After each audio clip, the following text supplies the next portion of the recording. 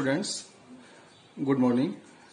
Today we shall discuss about partial differentiation.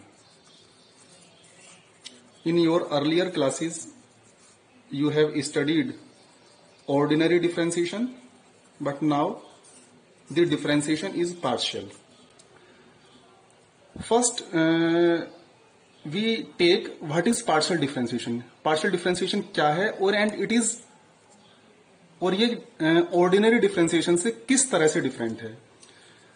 इसके लिए हम इसको इस तरह से समझते हैं. Suppose z is a function of x and y, then we can differentiate z with respect to x as well as with respect to y.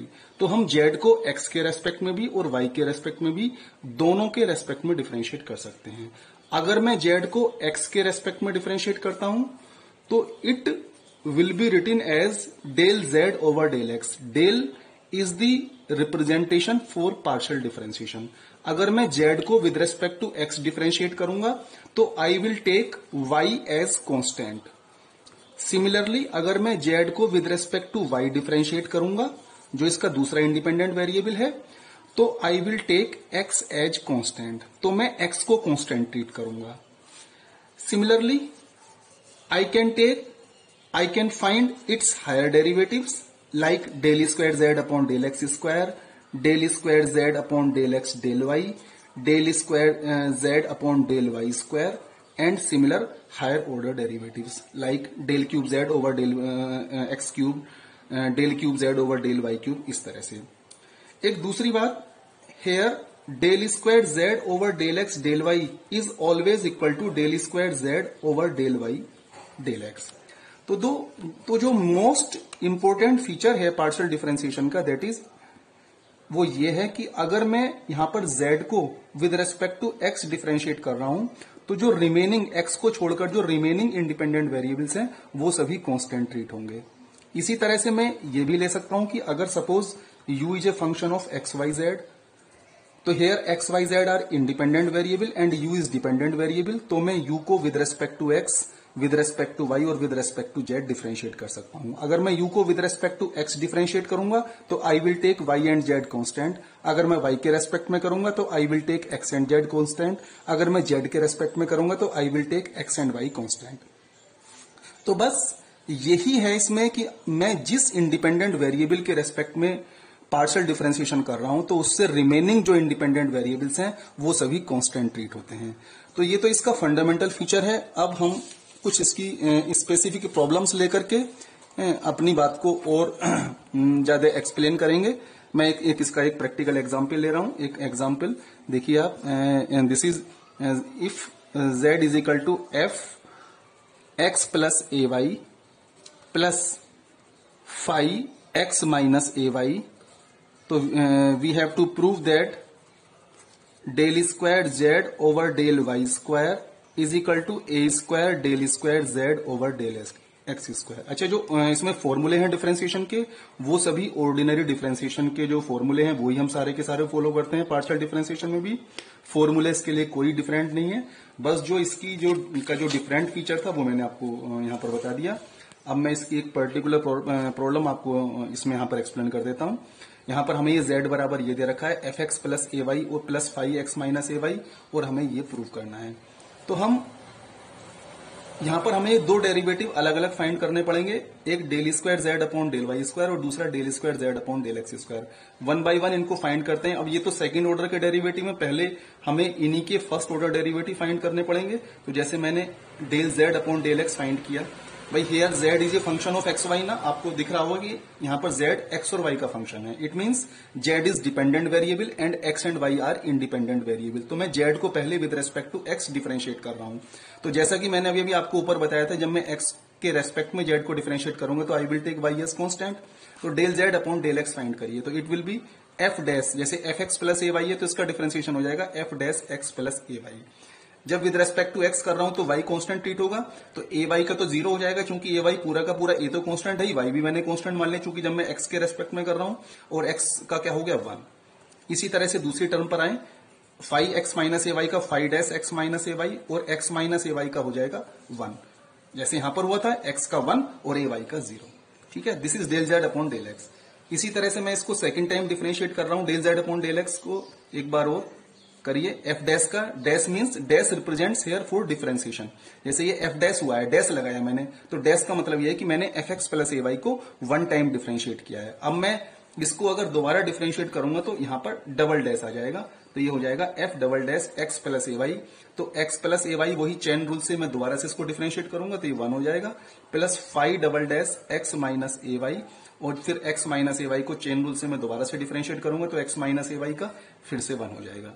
तो this is our del square Z upon del X square. Similarly we find del Z upon del Y. Del Z upon del Y में क्या होगा, मैं इसी function को with respect to Y differentiate करूंगा। जब मैं विद रेस्पेक्ट टू वाई करूंगा तो I will take X as constant. करिए, तो ये हो जाएगा आपका एफ डैश एक्स प्लस ए वाई।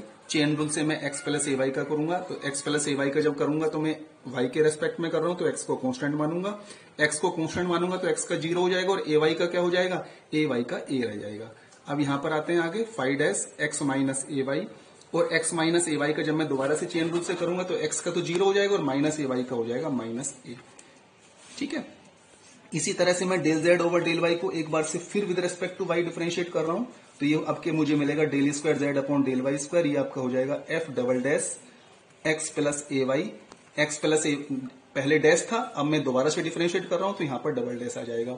एक्स प्लस ए वाई का दोबारा से करूंगा चेन रूल से विद रेस्पेक्ट टू वाई, तो यहां पर ये एक ए तो यहां से आ जाएगा, एक ए यहां पर ऑलरेडी है, तो ये मल्टीप्लाई होकर के ए स्क्वायर बन जाएगा। अब जरा यहां देखते हैं, यहां फाइव डैश का फाइव डबल डैश हो जाएगा डिफरेंशिएशन होकर के, और माइनस ए पहले से रखा हुआ है। एक्स माइनस ए वाई को जब मैं दोबारा से विद रेस्पेक्ट टू वाई करूंगा तो माइनस ए और आ जाएगा, तो माइनस ए और माइनस ए मिलकर के कितना हो जाएगा, ये आपका ए स्क्वायर हो जाएगा।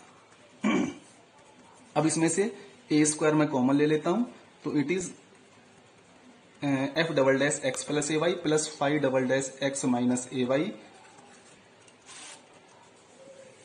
और ए स्क्वायर। अब ये ऊपर यहां से देखिए 1 से ये del square Z upon del X square के बराबर है, तो मैंने इसको del square Z upon del X square के बराबर पुट कर दिया। तो ये मेरा आ गया del square Z upon del Y square is equal to A square del square Z upon del X square, जो मुझे प्रूव करना था। तो this is partial differentiation.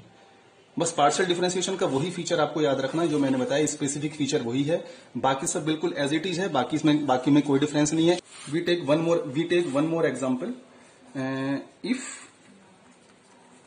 u is equal to e की power xyz, this is our function which is given to us, and we have to show that del cube u upon del x del y del z is equal to 1 plus 3xyz plus x square y square z square e की power xyz।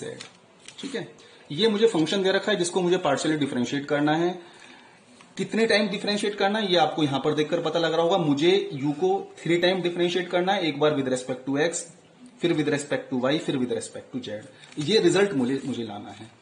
तो मैं 1 bye 1 तीनों variable के respect में differentiate करूंगा। Order में कोई सा भी चूज कर सकता हूं, चाहे मैं पहले x के रेस्पेक्ट में करूं u को, फिर जो मुझे मिले उसको मैं विद रेस्पेक्ट टू y करूं, फिर जो मुझे मिले उसको फिर मैं विद रेस्पेक्ट टू z करूं। चाहे मैं इसका रिवर्स ऑर्डर भी यहां पर टेक ओवर कर सकता हूं। तो किसी भी तरह से कर लें डिफरेंशिएट। तो मैं पहले इसको मैं u को विद रेस्पेक्ट टू x कर रहा हूं डिफरेंशिएट पार्शियली, तो मैं लिख रहा हूं differentiating partially u with respect to x। तो जब मैं विद रेस्पेक्ट टू x करूंगा तो यहां पर u किसका फंक्शन है, एक्स वाई जेड का फंक्शन है। तो विद रेस्पेक्ट टू x करने में जैसा भी अभी हमने पीछे देखा था पार्शियल डिफरेंशिएशन में कि y और z will be treated as constant. तो del u upon del x बेटा कितना हो जाएगा, del u upon del x यहां से e की पावर एक्स वाई जेड का, e की पावर एक्स वाई जेड, फिर एक्स वाई जेड का क्या हो जाएगा विद रेस्पेक्ट टू x, जैसे चेन रूल से होता है, तो आपका हो जाएगा ये वाई जेड। ये आपका वन टाइम डेरिवेटिव हो गया del u upon del x। ठीक है, अब मैं इसको दोबारा से del u upon del x को विद रेस्पेक्ट टू y कर रहा हूं, तो मुझे सेकंड ऑर्डर का डेरिवेटिव मिल जाएगा। सेकंड ऑर्डर का डेरिवेटिव को मैं ऐसे लिखूंगा ना भाई del u upon del x. अब मैं इसको विद रेस्पेक्ट टू वाई कर रहा हूं, तो विद रेस्पेक्ट टू वाई करने में विद रेस्पेक्ट टू वाई जब मैं करूंगा तो एक्स और जेड कांस्टेंट ट्रीट होंगे, तो एक्स और जेड को कांस्टेंट ट्रीट करना है मुझे। तो जेड जो यहां पर लिखा हुआ है जेड तो एज इट इज रहेगा, इसमें तो कोई चेंज होना नहीं है। अब यहां पर एक तो रहा वाई और दूसरा रहा ई की पावर एक्स वाई जेड। अब वाई भी कांस्टेंट नहीं है, वाई भी वेरिएबल है और ई की पावर एक्स वाई जेड भी में भी वेरिएबल्स आ रहे हैं, तो इसमें इसको डिफरेंशिएट करने के लिए मैं इसमें प्रोडक्ट रूल को यूज कर लूंगा। तो प्रोडक्ट रूल को यूज करने में मैंने y को फर्स्ट फंक्शन ले लिया, e की पावर एक्स वाई जेड का विद रेस्पेक्ट टू y क्या हो जाएगा, e की पावर एक्स वाई जेड का, तो e की पावर एक्स वाई जेड, और एक्स वाई जेड का क्या हो जाएगा, एक्स जेड हो जाएगा। ठीक है, उसके बाद में अब e की power x Y z as it is रहेगा और y का y के रेस्पेक्ट में 1 हो जाएगा। तो इसको एक बार देख लें, ये आपका कितना बचा, देखिए इसमें से जो भी कॉमन आ रहा है वो हम देख लेते हैं। तो ये इसमें से बेटा ये आपका आ गया e की power x Y z common ले लीजिए, और अंदर क्या बचा आपका, यहाँ पर देखो, यहाँ पर आपका क्या बचेगा, अंदर जो भी कॉमन आ रहा है उसको आप कॉमन ले लें। तो इसमें देखिए ये आपका हो जाएगा, ये z पहले से ही बाहर रखा हुआ है, बल्कि चाहे z की भी अंदर मल्टीप्लाई कर लें, तो जब z के अंदर मल्टीप्लाई करेंगे तो ये हो जाएगा x y और z स्क्वायर, और प्लस ये z को भी अंदर मल्टीप्लाई कर लो, यहां पर z को मल्टीप्लाई करके ये हो जाएगा, e की पावर एक्स वाई जेड को मैंने बाहर रख लिया। ठीक है, इसके बाद में फिर मुझे इसको थर्ड टाइम डिफरेंशिएट करना है, del over del z of, ये हो जाएगा आपका del square del Y del x. इसको विद रेस्पेक्ट टू जेड करना है मुझे अब डिफरेंशिएट। जब विद रेस्पेक्ट टू जेड करूंगा तो एक्स और वाई को कांस्टेंट ट्रीट करूंगा, तो एक्स और वाई को कांस्टेंट ट्रीट करते हुए इसमें करिए इसको with respect to z differentiate. तो एक्स तो पहले वाला ही देख लीजिए। तो देखो ये दो फंक्शन है, एक ये और एक इसको एज्यूम कर लीजिए। तो e की power x Y z as it is रहा। अब इसको डिफरेंशिएट करते हैं, तो एक्स वाई जेड स्क्वायर का विद रेस्पेक्ट टू जेड क्या हो जाएगा भाई, जेड स्क्वायर का 2z और एक्स वाई ऐसे रहेगा, तो ये आपको हो जाएगा 2x वाई जेड, और जेड का विद रेस्पेक्ट टू जेड 1 हो जाएगा। ठीक है, प्रोडक्ट रूल से कर रहा हूं मैं। अब मैं x Y z square plus z को ऐसे रखूंगा, और मैं e की पावर एक्स वाई जेड को डिफरेंशिएट करूंगा। e की पावर एक्स वाई जेड का क्या हो जाएगा, पहले e की पावर एक्स वाई जेड ही, और एक्स वाई जेड का क्या हो जाएगा विद रेस्पेक्ट टू जेड, ये हो जाएगा आपका एक्स वाई। ठीक है, अब इसमें से देखिए, इसमें से अब e की पावर एक्स वाई जेड को मैं कॉमन ले लेता हूं, तो अंदर मुझे क्या मिलेगा, ये देख लें, यहां से आपको मिलेगा 1 प्लस 2x वाई जेड, और यहां से मिलेगा आपको x square pi square z square, और ये देख लीजिए आप, ये आपका हो जाएगा plus x Y z last में। तो ये हमारा ऐड होकर के अंदर ब्रैकेट में जो ये दो टर्म्स हैं ये ऐड हो जाएंगे, तो 1 plus 3x y z plus x square y square z square. ये हमारा फाइनल आंसर आ गया जो हमें प्रूव करना था।